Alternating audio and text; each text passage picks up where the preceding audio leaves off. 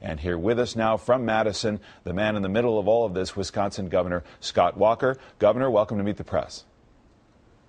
Good morning. Good to be with you, David. So that context is important because there's collective bargaining, which you'd like to limit, and there are the specific contributions that you asked the unions. They said they would do that. They would meet those demands. So the question that comes up again and again is, if you want to deal with the budget and the deficit, why not take yes for an answer? You could have extended the bill to those local government agencies. You chose not to.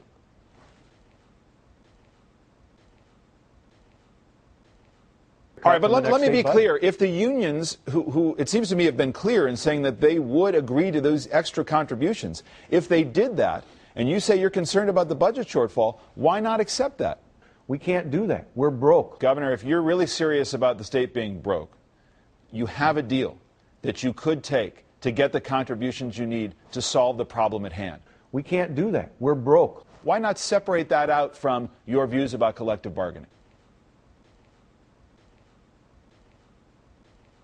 What's wrong with collective bargaining? Let's be clear. So unions organize public employees. They're able to bargain not just about wages, but also about health benefits and pension benefits. What you're trying to do is say, no, you can just collectively bargain when it comes to how much you make, but not those other benefits. Right. What's so wrong with that, collective bargaining? And my hope is at least one of those 14 state senators feel the same way. I don't mean to, we have a satellite delay here. It sometimes gets us to bump up against each other. But I want to focus on inconsistencies in some of your argument. We can't do that. We're broke. You do have exemptions here. You've said we're going to pass this bill, but if you're a cop or a firefighter, you don't have to make those extra contributions and you can still collectively bargain. You seem to be picking winners and losers. Cops and firefighters don't have to join this. Are they more important than a teacher who spends 6 hours a day with children in Wisconsin?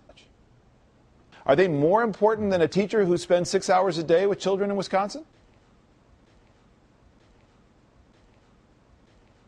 If you're talking about austerity and you want to deal with this budget deficit, doesn't there have to be a sense of shared sacrifice? We can't do that. We're broke. Like nearly every other state across the country, we're broke. Federal government. I asked you a more specific question, which is what's wrong with collective bargaining?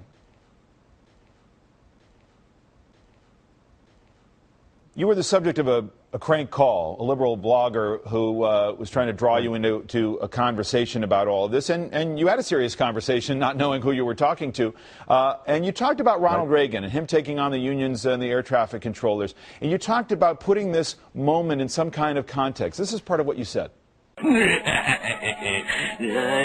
master of the world. Call me master. You will do exactly what Simon says.